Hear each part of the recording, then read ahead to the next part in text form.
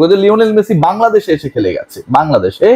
বাংলাদেশে যে Lionel Messi খেলে গেছে এখন থেকে আরো প্রায় এক যুগেরও বেশি সময় আগে, সেই লিওনেল মেসি তার দলকে ইনফ্লুয়েন্স করেছিল not to play there world cup warm up match in Israel. চিন্তা করতে পারেন ইসরায়েলের সাথে লিওনেল মেসি সম্পর্ক কত ভালো।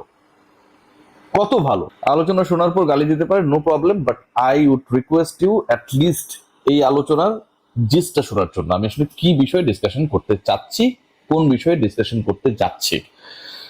মেসি যদি কোন একজন পার্টিকুলার ফুটবলারের গোড়ালিও ভেঙে দিতেন, তারপরেও রেফারি সেটা চোখে দেখতেন না।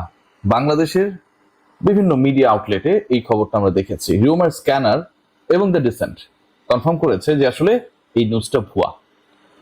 দিনের আলোয় ডাকাতি করা হয়েছে এবং সেই ডাকাতিটা হয়েছে মিশরের এগেনস্টে আর্জেন্টিনার 3-2 ম্যাচে, যেই ম্যাচটায় জয় পেয়েছিল। এই দাবি করেছেন হোসে মরিনিও এবং সেটা সব জায়গায় এমন ভাবে ছড়িয়ে গেছে যে আসলে মরিনিও শেষ পর্যন্ত বিব্রতকর একটা সিচুয়েশনে পড়েছে। যখন ফ্যাক্ট চেক করতে গেল এই নিউজটা স্প্রেড করার ক্ষেত্রে, লিডিং যেই গণমাধ্যমটা আসলে রোল প্লে করেছিল সেই সময়টা আল জাজিরা, তারা খুঁজে পেল যে এটার আসলে কোনো ভিত্তি নেই এবং তারা সেটার জন্য সেই নিউজটাকে সরিয়ে নিয়েছে। সেটা আল জাজিরা নিজেই জানিয়েছে। এই মুহূর্তের ডিসকাশন, লিওনেল মেসি আর্জেন্টিনার সাথে ইসরায়েলি সখ্যতা, গণহত্যা, বর্বর যে কর্মকাণ্ডগুলো ওই ভূমিতে হচ্ছে এগেনস্ট দ্য প্যালেস্টাইনস, সেখানটায় লিওনেল মেসিরা সমর্থন দিয়ে যাচ্ছেন এবং এই দলকে সাপোর্ট করার কোনো কারণ নেই। আপনি যে কোনো দলকে সাপোর্ট করবেন না, এটা পুরোপুরি আপনার আমার নিজের স্বাধীনতার জায়গা, ভালো লাগার জায়গাকে কেউ প্রভাবিত করতে পারে না। কিন্তু ওই সাপোর্টের জায়গাটাকে যদি কেউ কোনোভাবে পলিটিক্যালি মোটিভেটেড করার চেষ্টা করে, ইনফ্লুয়েন্সড করার চেষ্টা করে, সেখানটায় আমার কাছে মনে হয় যে ডিবেটটা শুরু হয়। Let's discuss. কয়েকটা পয়েন্ট আপনাদের সাথে আমি শেয়ার করব, যেই পয়েন্টগুলো খুব বেশি গুরুত্বপূর্ণ। আমি একটু 2014 থেকে শুরু করব। 2014 অগস্ট মাসের 10 তারিখে আপনারা যদি এক্স হ্যান্ডেলে যান, তাহলে মানে সাবেক টুইটারে যান, ইউনিসেফের যে টুইট অ্যাকাউন্টটা রয়েছে সেখান থেকে একটা জিনিস টুইট করা হয়েছিল এবং ওই পোস্টে লিওনেল মেসি যে কথাটা বলেছেন সেই কথাটা হয়েছে, লেখা ছিল children did not create this conflict.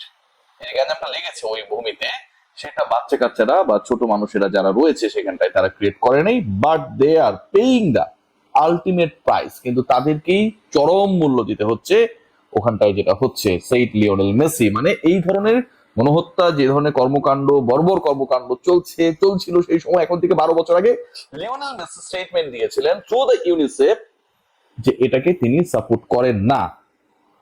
এরপর একটু আপনাদের সাথে আমি আলোচনা করব বিবিসির একটা নিউজ নিয়ে। মানে এই আলোচনাগুলো করা দরকার আমার কাছে মনে হয়। ব্যাকগ্রাউন্ড চেক না করে আসলে আমরা অনেকেই এর কথা ওর কথা এবং কিছু ফেক নিউজের উপর ডিপেন্ড করে কাকে সাপোর্ট করব না সেই রকম ডিসিশন মেক করছি। বিবিসি, ব্রিটিশ ব্রডকাস্টিং কর্পোরেশন, তারা যে নিউজটা করেছিল এবং এই নিউজটা হচ্ছে এখন থেকে 8 বছর আগের নিউজ, সেটা হচ্ছে জুনের 6 তারিখে, and that was a clear statement against the activities done by the Israelis against the Palestinians. খুবই কড়া একটা statement. Greatest show on the earth আমরা বলি ফুটবলকে, এবং সেই ফুটবলের সবচেয়ে জনপ্রিয়তম টিম যদি হয় আর্জেন্টিনা, সবচেয়ে জনপ্রিয়তম ফুটবলার যদি হন লিওনেল মেসি, তাহলে সেই আর্জেন্টিনা এবং Lionel Messi what actually they did 2018 সালের জুন মাসের 6 তারিখে। Argentina scraps Israel's World Cup friendly after campaign. কি হয়েছে? Argentina has cancelled a football World Cup warm-up match with Israel, apparently under pressure over Israelis treatment of Palestinians. ইসরায়েলরা যেভাবে প্যালেস্টাইনদের উপরে হামলা করছিল, যে ট্রিটমেন্টটা তারা দিচ্ছিল, যেটা এখনো অব্যাহত রয়েছে, সেটার প্রতিবাদে, সেটার এগেনস্টে অবস্থান নিয়ে আর্জেন্টিনা তাদের বিশ্বকাপ প্রস্তুতি ম্যাচ এখন থেকে 8 বছর আগে যেই ম্যাচটা খেলার কথা ছিল ইসরায়েলের এগেনস্টে, যেই ম্যাচটা হওয়ার কথা ছিল ইসরায়েলের, সেই ম্যাচটা বাতিল করে, ক্যান্সেল করে। এবং এরপরের ঘটনাটা একটু আমি আপনাদের জানানোর চেষ্টা করি। বিবিসি থেকে আমি যেতে চাই একটু প্রথম আলোতে। প্রথম আলো যে রিপোর্টটা করেছিল, ওই রিপোর্টে বলা হচ্ছে ঠিক একদিন পরে 2018 সালের 7 জুন, সেই রিপোর্টে বলা হচ্ছে মেসি তোমাকে ধন্যবাদ, উল্লাস ফিলিস্তিনের। মানে লিওনেল মেসিকে থ্যাঙ্কস জানিয়ে এই যে স্টেপটা নেওয়া হয়েছে, যেটার ডিসিশন মেকার হিসেবে, ইনফ্লুয়েন্সার হিসেবে Lionel Messi played a very important role not to play against Israel that time. ওই কারণে ফিলিস্তিন থেকে ফিলিস্তিনিরা লিওনেল মেসিকে ধন্যবাদ জানিয়েছে। ওই প্রথম আলোর রিপোর্টের নিচে যদি যান, খুব ইন্টারেস্টিং একটা পয়েন্ট দেখতে পাবেন। সেখানটায় লিখেছিল ফিলিস্তিন 1-0 ইসরায়েল। অন্তত ফিলিস্তিনের মানুষ আর্জেন্টিনার সফর বাতিলকে তাদের জন্য রাজনৈতিক জয় হিসেবে দেখছে। ফিলিস্তিনের মানুষ যেই ম্যাচটা হয় নাই, তারা মনে করে the way actually Lionel Messi and Argentina they decided not to play their match with a country যারা তাদের এগেনস্টে, সেটাতে তাদের জয় হয়েছে।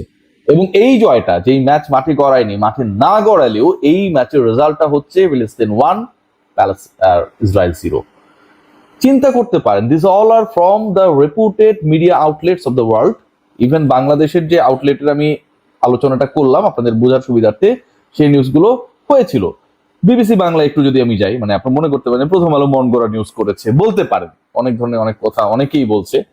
বিবিসি বাংলা এবার যদি আমরা যাই, বিবিসি বাংলা যেটা বলছে, বিশ্বকাপ ফুটবল 2018 ইসরায়েলের বিরুদ্ধে খেলা বাতিল করলো আর্জেন্টিনা।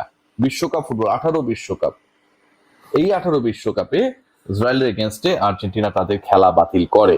ডেইলি স্টার, আবারও একটু যদি আমরা বাংলাদেশের একটা প্রভাবশালী আউটলেটের দিকে চোখ দিই, লিখা রয়েছে Messi and company not going to Israel, Argentina call of controversial warm up match against Israel. বিতর্কিত সেই ম্যাচটাকে আখ্যায়িত করা হচ্ছে।